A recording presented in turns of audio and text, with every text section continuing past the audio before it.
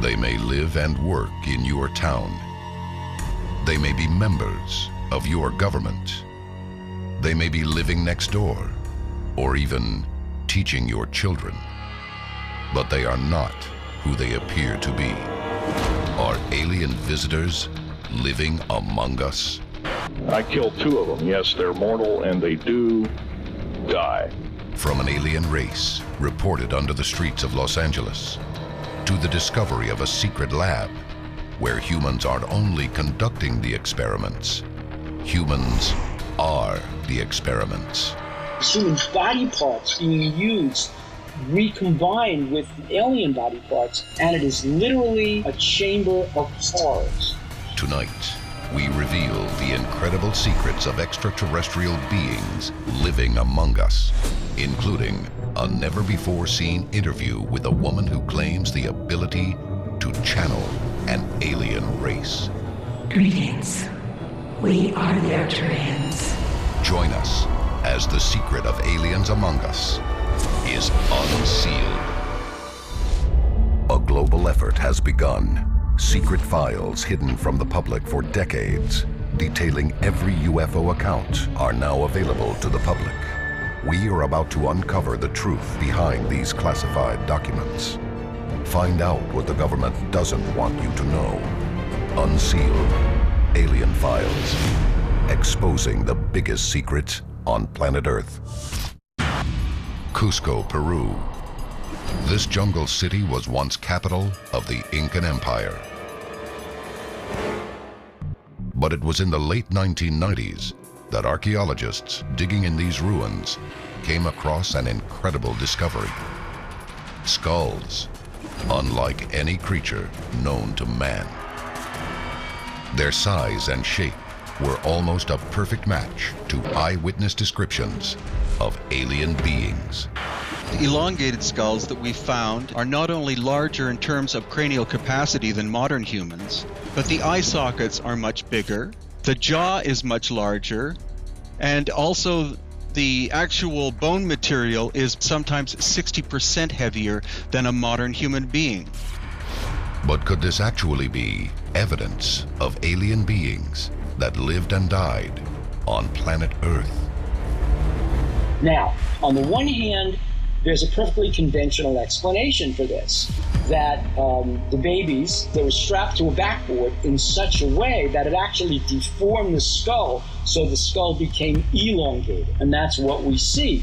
But UFO historians say something different. In 2011, the remains were taken to a museum where local news reported the head is triangular and tremendous, almost the size of the body, and that Spanish and Russian doctors have confirmed that indeed it is an extraterrestrial. Now, these alien skulls have been turning up everywhere, not just Peru, Mexico, Egypt, other countries in the developing world, and it seems the more we dig, the more we find. The explanation may be found within a book published in 1882, Atlantis, the Antediluvian World, by American politician Ignatius Donnelly. Now, in this book, it talked about these godlike beings that inhabited this land and perhaps were the original settlement on this planet. The question is, could these gods actually be aliens? The book explains that before the island sank, its leaders left for Egypt, Mexico, and Peru to become rulers of these countries, and reveals another intriguing detail: illustrations of their unique skulls. Perhaps the most well-known of these ancient leaders was Egyptian ruler King Akhenaten. He was the husband of Nefertiti and father of Tutankhamun. But could he also have been an alien king? When we look at the skull of the Egyptian pharaoh Akhenaten, we see how it's deformed, how it's elongated. So it's not just larger, there's almost this tubular shape in that. What could that have meant? Was Akhenaten an alien? These characteristics may have been the product of genetic deformity, But some theorists propose rulers such as Akhenaten were connected to an alien race, a theory many believe applies to the world leaders of today. There have been reports of aliens interacting with world leaders for centuries, but none so interesting as with one of our own presidents. Coming up next, find out what the president might know about aliens among us. And later, answers from an unlikely source, speaking directly to alien intelligence. This is Unsealed, Alien Files, exposing the biggest secret on planet Earth. Welcome back to Unsealed, Alien Files. Are human beings alone on planet Earth? Or is it possible aliens are living among us? If anyone on this planet knew of extraterrestrials interacting with us, it would have to be our world leaders. And they're not telling us.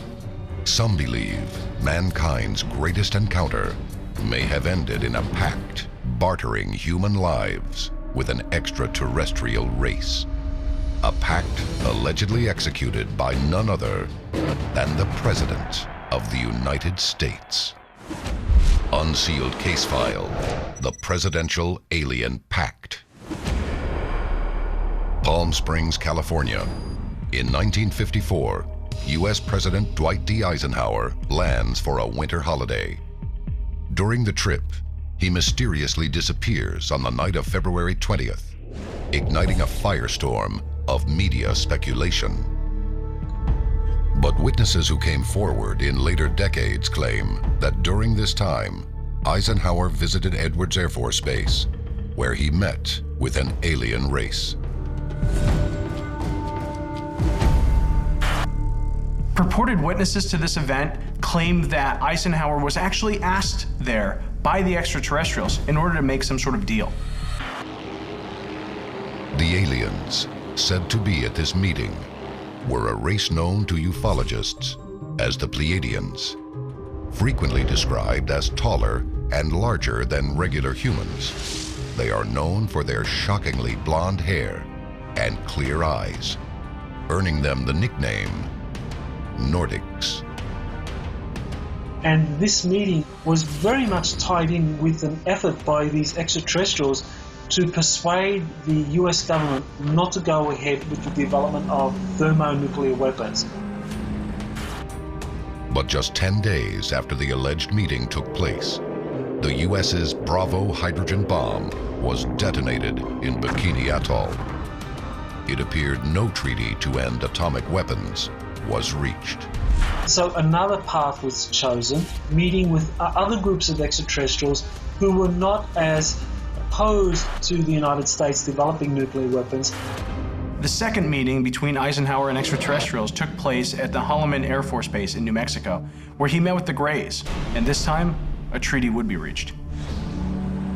Their alleged deal, they would provide advanced technology far beyond human capabilities.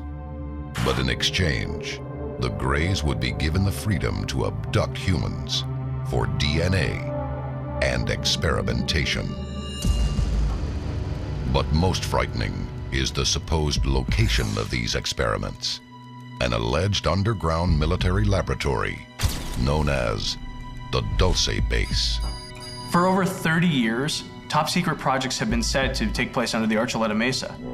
This area is where humans and extraterrestrials actually work together on a variety of projects, anything from technology to bioengineering. The existence of the Dulce Base has been confirmed for decades by documents such as the Blue Planet Project and whistleblowers such as former government geologist Phil Schneider. I was involved in building a base inside of Dulce, New Mexico, which is Los Alamos Laboratory. On the southwest part of the Archuleta Mesa, we built an underground facility, a better part of 3 cubic miles hollowed out underground. Reports state that the base is 7 levels deep. But the deepest levels are allegedly only used by alien researchers for their experiments on human beings. and it is literally a chamber of horrors. Human body parts are floating in this blue liquid vats. Human beings are being literally cloned. Human body parts being used, recombined with alien body parts. No human beings allowed. The tales are so horrifying that the area has become known as Nightmare Hall. But while this location may be one of the most frightening places aliens could live on planet Earth, evidence shows we may find a greater alien threat slithering beneath our feet, one that has taken the form of human beings. Coming up next, a war at the Dulce base claims human lives. Evil alien conspirators masquerade as our leaders, and we reveal an exclusive interview with what could be actual alien intelligence. This is Unsealed, Alien Files, exposing the biggest secret on planet Earth. Welcome back to Unsealed, Alien Files. Humans were once thought to be the only intelligent life form on planet Earth. But some experts believe that aliens exist among us, and may be working alongside the U.S. government in an underground alien facility known as the Dulce base. In this Dulce base, human beings and extraterrestrials are working together to hybridize a new species, part ET, part human. They're working with the U.S. military that's guarding it. They're working with U.S. scientists. It seemed that the U.S. and extraterrestrials were working together in peace until the Blue Planet Project revealed a 1978 incident known as the Dulce War. It detailed a confrontation that ensued when human soldiers attempted to infiltrate an alien-only research level. Witnesses, including respected government scientist Philip Schneider, have come forward, claiming injuries suffered at the hands of these alien races. I didn't waste any time. I reached for my pistol and started shooting. And I killed 2 of them. Yes, they're mortal and they do die. And the next thing I know, this blue beam hit me and just literally opened me up like a fish. And burnt my fingers right off of me. And it was some form of electrical force because the kind of like being hit by a lightning bolt, burned all my toenails off of me. And there was a Green Beret that was right behind me that risked his life. In fact, he died. Shoved me back in the basket and hit the button and took me up. And I wouldn't be alive talking to you today if it wasn't for him. I'm forever indebted. Why are these alien beings here? And what do they want from the human race? The answer may be found in one of the oldest reported alien species on planet Earth, the reptilians. It seems like through all the stories of abduction, the reptilians are probably the last ones you want to come across. The reptilians are usually described as being just that, like a reptile. Usually a lizard-shaped head, very much like a reptile skin. They're not peaceful. They are more very much filled with experimentation, violence, pain. According to lore, reptilians do not live in the heavens. They do not have ships. They are said to live underneath the ground we walk on, or next to us, in the form of someone we trust and believe to be human. But they are far from legend. Unsealed case file, the Lizard People. 1933, Los Angeles, population 1.3 million, is a quickly growing American city. Engineer G. Warren Schufelt is surveying downtown Los Angeles for gold deposits when he reportedly makes an incredible discovery. A strange labyrinth of tunnels in the shape of a lizard and its inhabitants, the Lizard People. In 1934, this geologist, this mining engineer, Warren G. Schufelt, discovered there was a hidden city under downtown Los Angeles. Catacombs and caves and tunnels and roads. And he believed that reptilian creatures had lived there. After drilling more than 250 feet into the city, officials order the shafts sealed. It is unknown what, if anything, has been found. But the story of subterranean reptilians lives on. Even going back to biblical times, the serpent or the reptile is really seen as this evil type creature. These ancient cultures not only describe the reptilian's sinister appearance and nature, but special powers, unlike any other alien race. One thing that people talk about the reptilians and their capabilities is that they can shapeshift. So not only do they look like reptilians in their true form, but they can actually shapeshift into something that looks like you and I. If real, who knows what positions of power and influence they've occupied in the past, and what they could occupy now. Some people go so far as to say that members of the royal family, political leaders, the global elite are these reptilians, and that occasionally these aliens in human form let down their guard, showing some sort of reptilian behavior or appearance. If true, these beings could lead us to extinction, all from behind an impenetrable human disguise. Is there any hope left for humanity?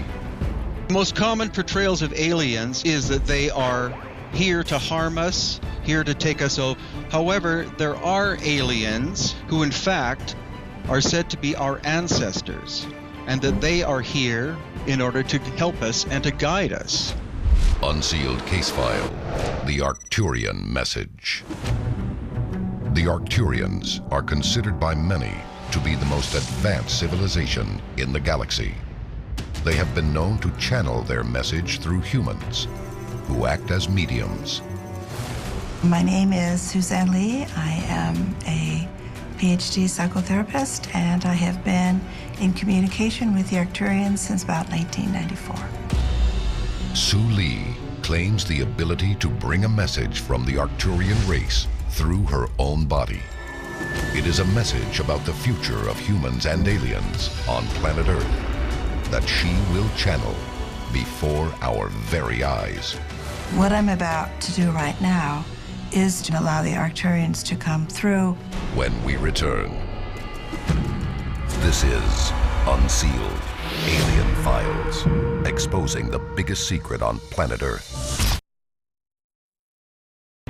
Of all the aliens who could be among us on planet Earth, only a race known as the Arcturians are said to share their message through mediums such as Suzanne Lee. What you are about to witness is a never-before-heard message that could be from an alien race. Greetings. We are the Arcturians. Our ultimate hope is that humans realize that they are us in a human form. We are your ancestors. We are you. And we have come to wake you up from your dream.